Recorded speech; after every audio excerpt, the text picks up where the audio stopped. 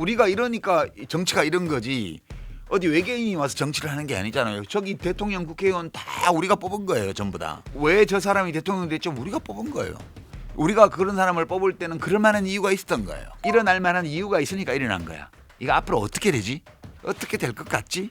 라는 거를 예측해 봐야 돼요. 그러니까 저는 이제 좀 약간 낙관적인 편이라 이렇게 해보니까 아이고 우여곡절 어디 보면 있겠지만 그렇게 꾸역꾸역 가질 것 같아. 그런 판단이 드는 거죠. 그러니까 엉망인데 그 정도 엉망은 아닐 것 같아. 네, 안녕하세요. 정혜승의 브릿지 2부 시작하겠습니다. 1부에서는 유시민 선생님 모시고 글쓰기, 독서에 대해서 한번 얘기를 들어봤고요. 2부 주제는 유시민으로 산다는 것. 12월 3일 계엄 이후에 한동안 폭풍 같은 시간이었고요. 선생님 특히 1980년 계엄 당시에 고초를 당하셨어서 기분이 남다르셨을 것 같습니다. 작년에는 일단 저는 좀 늦게 알아가지고 누가 연락해줘서 알아서 일단 집에 불 끄고 밖에 누가 왔나 보고 안 왔기에 이웃집으로 일단 네, 이웃집 도망간 사연. 그러고 나서 상황을 점검해 보니까 금방 끝나겠더라고요.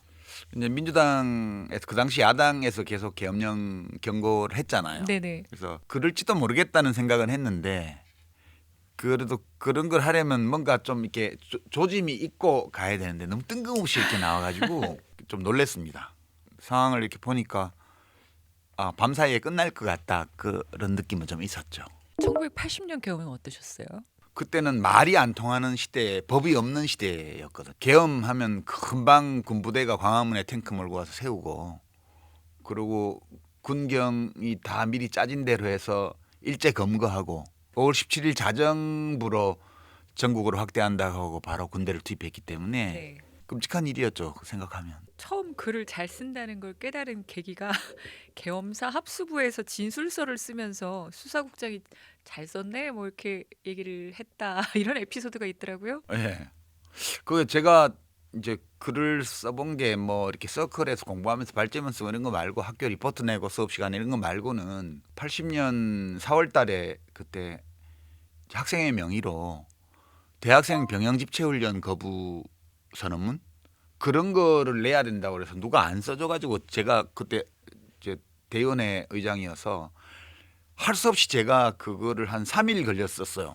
그러니까 그 글을 어떻게 쓰는지 몰라가지고 대학에 그 조항도서관 가가지고 막 프랑스 인권 선언 이런 거 들어있는 책 빌려서 보고 선언문을 어떻게 쓰는지 몰라가지고 그 간단한 걸 그게 제 경험의 전부였거든요. 계엄사 합수부에서는 이제 진술서를 쓰는 동안에는 안 때리니까 네.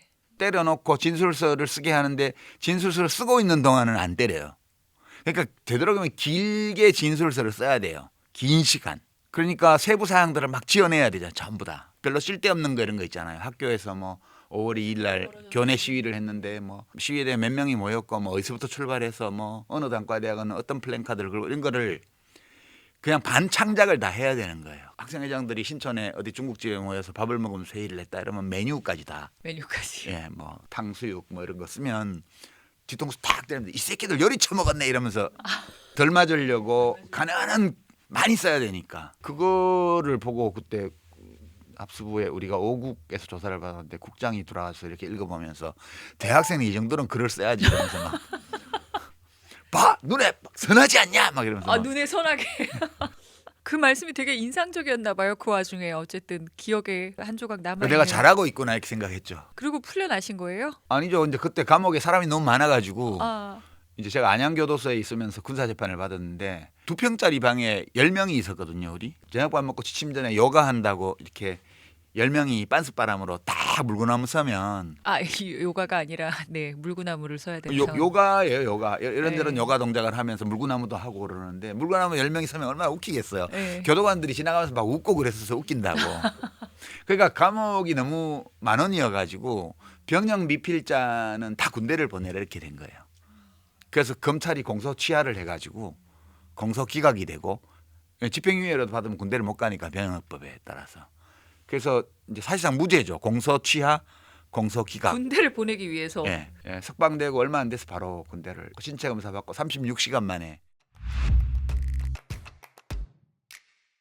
저희가 이제 계엄 얘기로 여쭤보기 시작했는데 신경안정제 얘기도 괜히 나온 게 아니라 유시민이 필요하다라는 거를 이제 절감한 사람들이 있었단 말이에요. 정치를 다시 하실 생각이 없느냐. 진보 정부에서 공직 얘기도 계속 있었던 거로 알고 있는데 정확 선을 그으신 거죠? 예, 그러니까 이제 안 하고 싶은 거죠. 그게 사실 그 공직은 선출이든 임명이든 간에 그게 국가 권력의 작동을 맡는 거잖아요. 국가 권력의 본질은 강제성이에요. 세금도 강제로 가져가고요. 목적은 권력자들마다 다른데 우리가 보통 선하다고 하는 목적을 추구하는 경우에도 강제 권력을 동원하는 일이에요. 이게 그 되게 어떻게 보면 무서운 일이거든요. 책을 쓰고 글을 쓰는 거는 사람들한테 영향을 줄 수도 있는데 그거는 그 사람이 받아들일 때만 영향을 줄 수 있어요. 그러니까 누군가가 내가 읽어보니까 이 사람 의견이 맞네. 나도 이렇게 생각해야 되겠어. 라고 생각할 때만 영향이 있는 거예요. 어떤 강제력도 거기에는 개입되지 않아요. 내가 설득하기 나름. 그렇죠. 네네. 서로 얘기해서 내 얘기도 진리일 수도 있고 아닐 수도 있지만 그래도 양쪽이 다 이거 맞는 것 같아. 그래서 자발적으로 동의가 되어야 영향력이 생기는 거잖아요. 그래서 이거는 책임을 나 혼자 안 져도 돼요. 근데 이 국가의 강제 권력을 행사하는 일과 관련해서 의사결정을 한다는 거는 이 의사결정이 잘못됐을 경우에 피해자를 만들어내는 일이기도 해요. 그래서 이게 되게 무서운 일이거든요. 그래서 이런 일은 그냥 한번 해보는 걸로 충분하지 않나? 그렇게 이렇게 위험하고 힘든 일은 강제 권력이라는 건 이런 거구나를 해본 이후에. 그전에는 이론으로 알았던 거고 실제로 해보니까 정말 이게 좀 무서운 일이구나 그런 생각도 많이 들었고요. 너무 긴장도가 높고 그런 일이라 이런 일은 한 사람이 오래 하는 것보다는 여러 사람이 돌아가면서 하는 게 맞지 않아? 저는 그렇게 생각하는 편이에요. 한국 정치 왜 여기까지 간 거야? 라는 얘기들 많이 하잖아요. 저는 다르게 보는데요. 한국 정치 이만하면 잘하고 있지 않아? 저는 그렇게 보는 편이에요. 이 정도 하는 나라도 별로 없어. 민주주의 사회에서 기대하는 건 뭐 협치라든지 여야가 이렇게 토론도 하고 정책을 가지고 얘기를 다투고 이런 기대들을 하는데 사실 잘 안 보이거든요. 왜요? 우리도 정책 가지고 많이 다투죠. 그러니까 그게 시끄러워요. 그러니까 정책 가지고 싸우는데. 근데 부동산 이러면 한쪽에서는 부동산 시장을 안정시키기 위해서 투기적 수요를 건절해야 되고 그래서 무슨 조치를 했습니다 이렇게 말을 하면 이제 내 돈 갖고 집도 못 사냐 이렇게 플랜카드를 붙인단 말이에요. 허접해 보이죠 그 싸움이. 근데 근본적으로 보면 이게 정책 싸움이에요. 그러니까 정책 경쟁이라는 게 우아하게 앉아가지고 귀하의 말도 일리가 있으나 제 말이 더 맞지 않습니까 이렇게 하는 게 아니고 한쪽에서는 부동산 투기로 이게 부자가 되는 이런 일을 막아야 됩니다라고 해서 하고 한쪽에서는 내 돈 갖고 집도 못 사게 만드냐라고 욕하고 이게 정책 경쟁이에요. 이게 정상적인 거라고요. 저는 이게 정상이라고 봐요. 인간은 이거보다 더 나은 걸 정상적으로 할 수 있는 존재가 아니라고 저는 봐요. 이게 인간이라는 존재는요. 비방하기에는 되게 이뻐요. 되게 특이하고 아주 고상하고 그런 면이 있어요. 근데 그렇다고 해서 위대하다고 말하기에는 너무 비천한 면이 많아요. 둘 다 우리의 모습이라고요. 이 두 개가 다 있는 게 인간이고 인간 세상이고 정치고 저는 이렇게 보는 편이에요. 정치가 이래야 되는데 우리는 이래. 형편없어. 이거야말로 정치를 망치는 인식 중에 하나라고 저는 보는 거예요. 그러니까 이게 정치는 한 40점에서 60점, 70점 사이예요. 100점짜리를 딱 이상향으로 갖다 놓고 70점, 80점도 형편없으라고 말을 하면 헤어날 길이 없어요. 한국 정치는 그런 대로 작동해 왔다 그렇게 보는 편이고요. 이번 12.3 계엄 이후에도 사람들이 이래야 돼 저래야 돼 그 당위를 많이 얘기하잖아요. 뭐 내란 세력을 막 싹 청소해야 돼. 청소 안 돼요. 잘. 그러니까 저는 지금은 어떠냐 하면 이래야 돼라는 주장보다는 이 일이 왜 일어났지? 받아들이는 편이에요. 일어날 만한 이유가 있으니까 일어난 거야. 이거 앞으로 어떻게 되지? 어떻게 해야 돼가 아니고 그냥 어떻게 되나? 이렇게 질문을 해요. 어떻게 될 것 같지? 라는 걸 예측해 봐야 돼요. 그러니까 저는 이제 좀 약간 낙관적인 편이라 이렇게 해보니까 우여곡절 어려움은 있겠지만 그렇게 꾸역꾸역 가질 것 같아. 그런 판단이 드는 거죠. 그러니까 엉망인데 그 정도 엉망은 아닐 것 같아. 내란 소개를 풀어주고 그런 판사를 어떻게 할 수도 없고 이런데 그래도 파면은 될 거야. 이런 거요. 기본적으로 매우 진보적이십니다. 앞으로 나아갈 것이라는 희망과 신념이 있으신 거잖아요. 그냥 그런 것 같아요. 지금까지 이렇게 되어 온 걸 보니까 앞으로는 이렇게 갈 것 같아. 그보다 훨씬 나빴을 수도 있는데 그래서 이 정도 됐어. 100점짜리는 없고 완벽한 정치인도 없고 우리 모두 실수도 할 수 있고 봐주면서 끌어안고 예, 그리고 여기 이상한 일이 벌어지면 다 우리가 한 거야 그거라고 생각하는 거죠. 우리의 현주소가 거기까지다. 그럼요. 우리가 이러니까 정치가 이런 거지. 어디 외계인이 와서 정치를 하는 게 아니잖아요. 저기 대통령, 국회의원 다 우리가 뽑은 거예요, 전부 다. 그렇죠. 왜 저 사람이 대통령 됐죠? 우리가 뽑은 거예요. 우리가 그런 사람을 뽑을 때는 그럴 만한 이유가 있었던 거예요. 선생님이 굉장히 사랑도 많이 받으셨지만 그 언론 혹은 반대 진영에서 막 어마어마한 공격도 많았고 힘든 시기를 잘 넘겨오신 선생님만의 비결이 있을까요? 너무 힘들면 도망치는 거예요. 저는 해보다가 이거는 안 될 것 같아. 그러면 그만둬요. 정치도 해보니까 야, 내가 할 수 있는 건 여기까지 같아. 더 이상은 안 될 것 같아. 너무 힘들어. 그러면 내가 이거 하려고 세상에 나온 건 아닌데 이만하면 됐지 않아? 그리고 딴 거 하는 거죠. 인생의 목표 자체를 행복하게 내가 원하는 일을 하는 거 이런 쪽에 되게 두신 것 같은데 근데 행복하게라는 건 너무 이렇게 넓은 표현이고요. 그냥 지금 어색하지 않은 거예요. 오늘 하루가 낯설거나 어색하거나 이런 거요.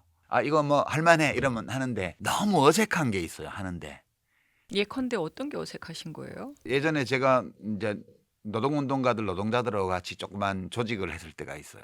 저는 사실 노동을 해본 적도 없고 소시민 가정 출신의 그냥 지식 엘리트인데 거기 가서 그 무슨 노동운동이라고 이렇게 규정지어져 있는 그 틀 안에서 그 언어로 그 논리로 그 생활 방식으로 하는 게 너무 불편한 거예요. 그래서 이걸 해야 한다고 해서 하긴 하는데 내 삶이 너무 불편한 거예요. 이게 힘들다는 거하고는 달라요.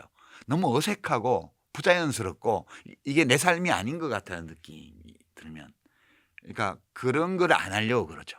이렇게 제가 국회의원 장관 이런 거 할 때도 되게 싫었던 게 사람들이 의전 갖추는 거예요. 이게 너무 싫은 거예요.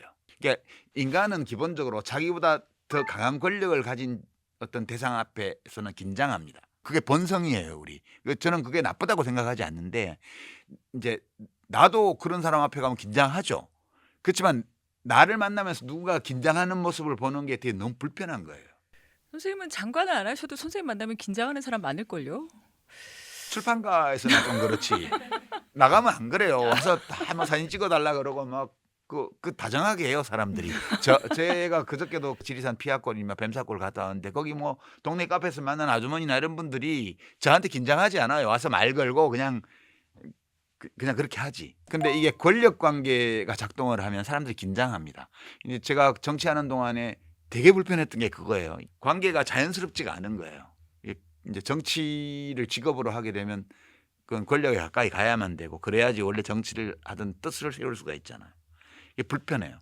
그리고 이제 선출직에 계속 도전해야 되기 때문에 국회의원을 하면 그러면 유권자들 앞에 가면 약해져요. 비굴해져요. 내가 입에 발린 소리 하게 되고 입에 발린 소리 하는 내가 싫은 거예요. 이렇게 살려고 내가 세상에 온 거 아닌데. 어떤 낙으로 사시냐 일상에 뭔가 이게 나한테 굉장히 좋다. 몇 개 있어요. 그러니까 루틴하게는 출퇴근하면서 일하는 거. 저도 다른 직장인들처럼 일주일에 한 5회 정도는 그렇게 일하는 것 같아요. 작업실에 가서 책 읽고 글 쓰고 가끔 사람 만나고 그리고 뭐 출판사 가끔 왔다 갔다 하고 그리고 이제 제가 아주 친밀한 게 서로 이렇게 교감하고 소통할 수 있는 사람들하고 밥 먹는 거요. 맛있는 거 먹는 거요. 그런 거 좋아해요. 이게 감정 노동을 하지 않고 시간을 보낼 수 있는 사람들하고 네. 되게 맛있는 거 먹으면서 맛있는 거 먹는 얘기하는 거 이런 거 되게 좋아하고요. 가끔 낚시 다니고 물가에 앉아서 시간 보내고 뭐 그런 정도가 제 생활의 거의 전부예요. 공중파도 하셨고 유튜브도 모두 경험하셨고 이런저런 미디어의 변화 속에 지금 계신 거잖아요. 유튜브는 소셜미디어랑 같이 얘기를 해줘야 되는데 저희가 한 10년쯤 전에는 이게 새로운 기회이자 민주주의의 뭔가 그 플랫폼이 될 줄 알았는데 기대와 많이 달라졌거든요. 더 나은 걸 기대하셨어요? 네. 많이 좋아지는 줄 알았어요. 저는 지금이 훨씬 나아졌. 우리가 직접 채널을 갖고 있지 못했던 시절에 비해서 나아졌다는 건가요? 저는 억압에서 풀려난 느낌이에요. 라디오, 텔레비전과 신문의 시대에는 전파 송출 설비와 윤정기를 가지고 있는 자들이 세상을 지배했어요. 이게 어떤 지식 분자도 그들의 손을 통하지 않고는 대중을 만나기 어려웠어요. 근데 이게 억압이어서 저한테는 저는 한 번도 언론을 축복으로 느껴본 적이 없습니다. 살면서. 상당히 언론이 총애하는 분이셨는데도 불구하고 늘 그 억압으로 느껴졌어요. 적어도 이제 오락 기능을 빼고 보도 기능만 본다면 언론이랑 보도를 말하는 거니까요. 저널리즘은 뭐냐? 뉴스를 결정하는 과정을 말하는 거거든요. 무엇이 뉴스인가? 무엇이 뉴스가 돼야 되는가? 근데 그 뉴스들 중에 어떤 것이 중요한 뉴스인가? 어떤 게 일면 톱이고 어떤 게 첫 번째 꼭지로 나갈 것인가를 정하는 게 그렇죠. 에디팅. 그들이 100년 동안 전 세계를 지배했습니다. 사실상. 근데 그게 그들이 특별한 능력을 가져서 그런 게 아니고 기술적인 제약 때문에 그렇게 됐던 거예요. 전파 송출 시스템을 장악하고 있는 자가 편집권을 행사하는 거고요. 그다음에 윤정기를 가진 자가 그 뉴스를 결정하는 과정을 지배했어요. 그들이 독점했습니다. 근데 이게 뉴미디어가 지금 이제 특히 유튜브가 나오면서 SNS하고 결합해가지고 이것이 언론을 대체한 게 아니에요. 사람들이 되게 잘못 얘기하고 있는데 언론은 대체하지 못해요. 누구도. 신문사 방송국의 언론 독점이 깨진 거예요. 저널리즘 독점이. 이제 그들을 통하지 않고도 뉴스를 결정할 수 있어요.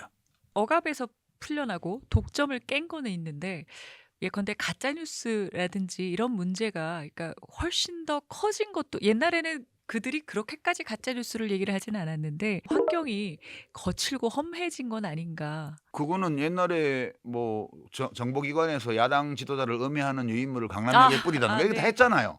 다 있던 거예요. 전부 다. 가짜 뉴스도 역사가 오래돼서 다 있던 건데 네. 저널리즘에 대한 뉴스를 결정하는 과정에 대한 독점권이 깨지면서 가짜 뉴스를 만드는 능력도 커진 거죠. 한쪽에서. 구텐베르크가 금속활자를 상업화하는 데 성공한 이후에 그런 이야기들을 했대잖아요. 가톨릭 주교들이 앉아가지고 요즘은 가짜 뉴스가 너무 빨리 퍼져. 마틴 루터 이 95개조 반박문인가 그거를 라틴어로 작성을 해서 독일 마인츠에 있는 마인츠 대성당 문에다 붙이고 보름스로 도망간 거잖아요. 루터가. 95개조 반박문을 독일어로 번역해서 구텐베르크 인쇄기로 찍어서 돌린 거예요. 그때까지는 사람들이 성당에만 열심히 다녔지 뭐가 뭔지 모르고 있다가 독일어로 번역해서 인쇄한 그 문서들을 보고 지금까지 우리가 부당한 억압을 받아왔다는 사실을 깨닫게 되고 그러면서 어마어마한 규모의 농민전쟁과 개신교들이 이제 생겨나게 됩니다. 그러니까 결국은 왜 중세 가톨릭 교회가 예배나 뭐나 이런 걸 다 라틴어로 했냐? 정보를 독점하기 위해서 한 거예요. 그러니까 정보 독점은 항상 억압으로 통합니다. 그러니까 지금 이 전체 문명사를 정보 독점이 깨지는 과정으로 볼 수도 있어요. 유튜브는 언론을 대체하지 못해요. 언론은 그냥 있어요. 없던 게 생긴 거예요. 없던 게 생기면서 언론 기관이라고 우리가 말하는 언론 기업이 독점하고 있었던 뉴스를 결정하는 힘, 그것이 독점이 풀리면서 분산된 거거든요. 분산이 되면서 진짜 중요한 뉴스는 잘 안 보이고 되게 허접하고 뭔가 이렇게 사소한 일들을 침소봉대하는 것들만 많이 보인다. 이거는 우리가 중요한 뉴스를 놓치는 게 아닐까? 우리가 유권자로서 알아야 될 굉장히 중요한 정보를 뭔가 이렇게 흘려보내는 건 아닌가? 이런 생각이 들거든요. 그렇죠. 현상적으로 보면 그런 선정주의적인 클릭수를 유도하는 기사들이 판을 치는 것 같죠. 그래도 여론은 또 여론대로 굳건히 갑니다. 지금 보면은 혼탁한 강물도 배를 실어 날라요. 명언이신데요. 네. 그 어디 나온 얘기인가요? 아니요, 제가 지금 생각에는 혼탁한 강물도 배를 실어 나르긴 하죠. 네. 그런 거라고 저는 생각하고요. 독점이 깨지는 과정에서 지금 깨진 지 얼마 안 됐기 때문에 약간의 혼돈이 지금 있는 거라고 생각을 합니다. 그러니까 지금 보면 일부 뭐 언론사에서 여론조사한 거 보면 신뢰하는 언론인 이러면 여전히 언론이 살아있어요. 손석희 씨가 앞서서 1등이잖아요. 지금도. 2등 김어준. 2등 김어준 된지 10년 됐어요. 네. 뉴미디어의 도전이라는 게 10년 된 거예요. 이제. 그러니까 이제 10위 안에 언론사 주필 없습니다. 없어요. 네. 그게 독점이 깨지고 있다는 증거입니다. 사람들은 누구의 말이 더 신뢰할 수 있느냐를 찾고 있는 거예요. 지금. 그러니까 무엇이 뉴스인지를 결정하는 과정과 관련해서 믿을 수 있는 사람을 찾는 거예요. 기관을 믿는 게 아니고요. 왜냐? 기관이 자본 소유자의 손아귀에서 놀아나고 있다는 걸 이제 알거든. 선생님이 그러고 보니까 항상 3등이셨네요. 예, 저는 사람들이 저널리스트로도 인식하고요. 네. 정치인으로도 인식하고요. 무슨 그렇더라고요. 제가. 손석희 1등은 10년 동안 유지가 되고 2등 김어준도 그렇고 3등에서 유재석 씨와 겨루고 있는 걸 제가 본 적이 있는데 그러니까 제가 비평 활동을 하기 때문에 비평도 뉴스를 결정하는 과정의 일부잖아요. 예, 그래서 그런 현상이 스스로 언론인이다 이런 생각 자각은 잘 안 하시. 글 쓰고 비평하는 사람이죠. 글 쓰고 비평하는 사람이면 큰 틀에서 언론인이라고 봐도 그 일부 언론 기능도 하죠. 그러니까 뉴스를 결정하는 과정에 저도 개입하죠, 당연히. 그래서 사람들이 언론인으로 인식하는 측면이 좀 있는 거죠. 지금 그 경계가 다 허물어지고 있잖아요. 그냥 지금의 언론 회사들은, 언론 기업들은 일부 공영방송을 제외하고는 사회적 변화에 대한 부적응에 시달리고 있는 거예요. 지금 적응 못하고 있는 거예요. 잃어버린 권력에 대한 향수, 새롭게 떠오르는 미디어 권력에 대한 질투심, 시기심, 분노 이런 것들이 응축돼 가지고 이제 무슨 김어준은 미디어 사업가예요. 제가 보기에는 새로운 유형의 미디어를 만들어낸 사업가예요. 저널리스트기도 하고. 딴지부터 시작해서 계속 네. 새롭게 도전하셨죠. 네.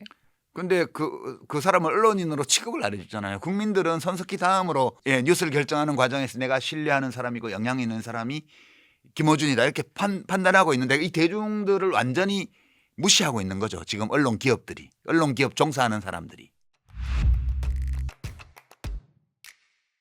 지금 저는 젊은이들이 우리 사회에 가진 불만, 한때 헬조선 이런 거 이야기하는 거 이해합니다. 왜 그렇게 이야기 안 하는지.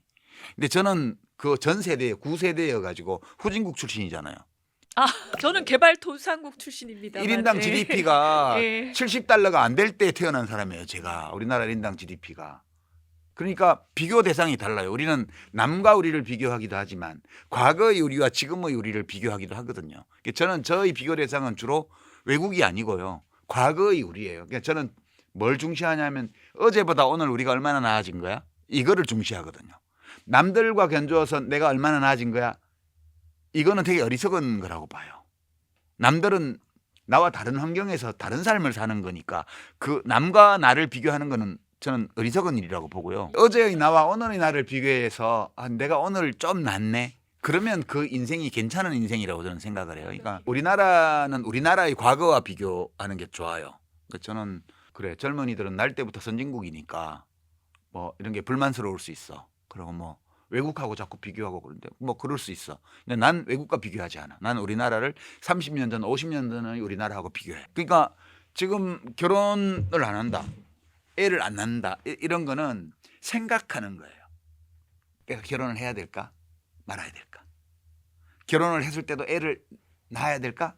안 낳을까? 그러니까 저는 지금 젊은이들이 우리 때보다 훨씬 낫다고 생각하는 거는 저만 해도 별 생각이 없었어요. 그냥 사랑하는 여인이 생기면 결혼하는 거고.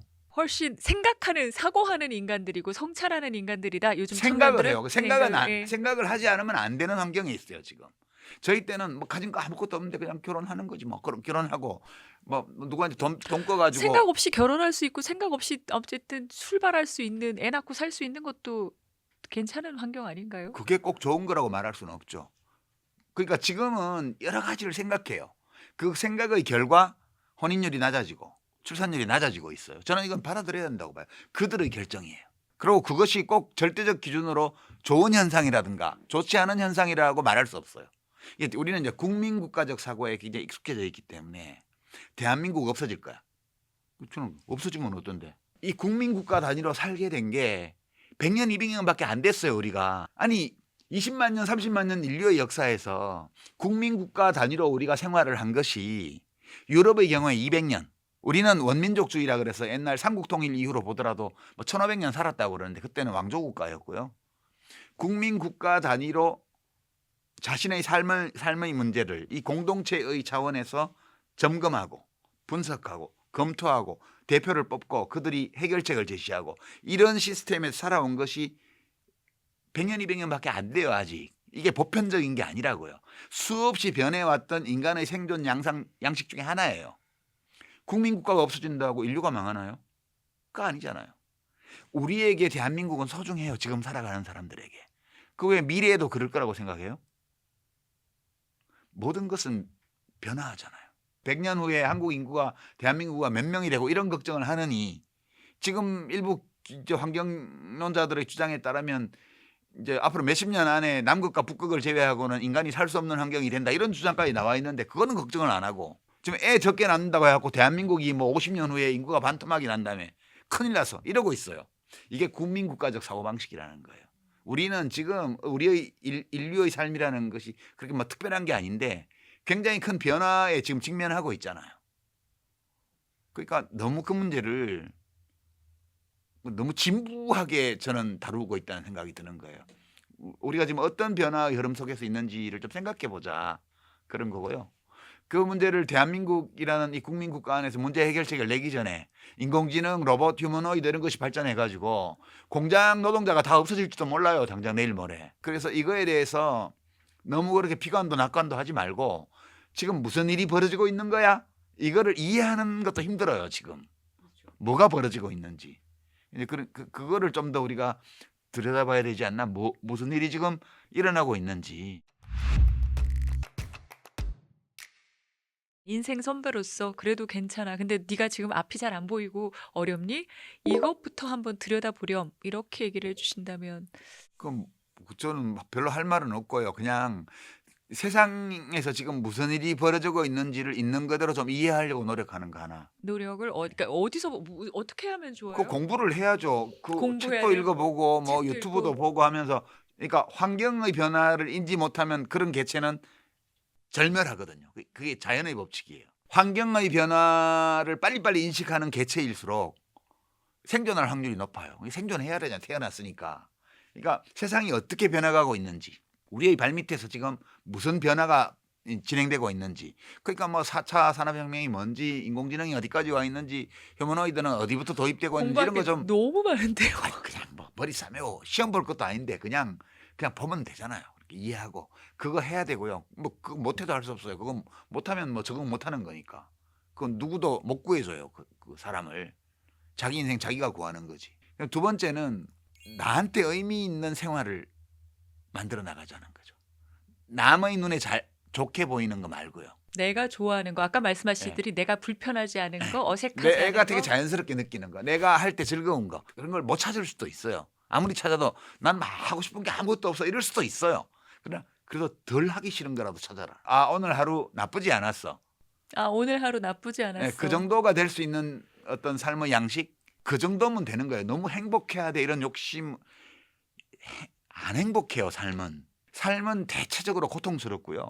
가끔씩 행복한 거예요. 이게 행복하다는 것도 그냥 그 객관적으로 뭐가 있는 게 아니고 내 머릿속에서 도파민이 나올 때 세로토닌이 나올 때 내가 행복하다고 내가 느끼는 거예요. 그냥 우리 인생이 삶이 그런 거거든요. 그 이상의 의무는 저는 없다고 봐요. 그러니까 뭐 거창한 어떤 무슨 가치 체계를 세워놓고 내 삶을 거기다 복속시켜야 돼 이렇게 해서 될 문제는 저는 없다고 보고요. 그 행복이라는 감정 우리가 보통 언어로 행복감, 행복 이런 거 말을 할 때 그게 뭐지? 행복이라는 게? 그러면 뭐가 행복한지에 대해서 철학자들이 뭐라고 얘기를 해놨는데 제가 아무리 들어봐도 맞는 거 별로 없는 것 같아요. 그러니까 생리학자들 얘기가 제일 맞는 것 같아요. 그냥 이 뇌에서 도파민이나 세로토닌 같은 화학 물질이 막 분비되는 어떤 상황이 생기면 내가 주관적으로 나 행복해라고 느낀다는 거예요. 우리 인생에 다른 게 뭐가 없으니까 그런 어떨 때 내가 그런 걸 느끼는가를 잘 찾아봐가지고 되도록 자주 그런 감정을 느끼면서 살아가는 길을 찾는 거. 아까 선생님이 말씀하셨지만 일단 좋은 사람과 맛있는 걸 먹으면서 시간을 확실하죠, 그거는. 정말 그걸 가지고서 확실한 거죠. 그것부터 예, 하면서 오늘 하루 나쁘지 않았네 이런 그렇죠. 얘기를 할 수 있으면 일단 그걸로 오늘 하루 성공한 거네요. 그렇죠. 네. 하루하루가 쌓여서 인생이 되는 거니까 삶이 완벽해지기를 바라고 그다음에 삶이 한없이 행복해지기를 바라는 것은 저는 과욕이라고 봐요. 우리 삶은 언제나 불완전하고 불안정하고 그리고 오류와 실수가 따르고 사회도 그러하다. 그래서 그거를 받아들이고 그거를 받아들인 조건에서 어제보다 나은 오늘 그리고 내일은 오늘보다 좀 내가 더 나아지지 않겠어? 라는 생각 이런 것들을 가지고 살아나가는 것 같아요. 뭐 철학자들이 한 온갖 얘기를 다 들어봐도 뭐 이게 정답이 되는 건 없는 것 같아요. 제가 공부한 바로는. 브릿지의 또 시그니처 질문이 하나 있습니다. 누군가와 소통하고 싶을 때 나만 쓰는 그 꿀팁 같은 거. 나는 이렇게 소통한다. 무슨 썰전하거나 무슨 선거 비평 프로 이런 거 할 때 이제 전원책 변호사님이나 이런 분들 소위 보수 쪽의 논객들하고 이렇게 하잖아요.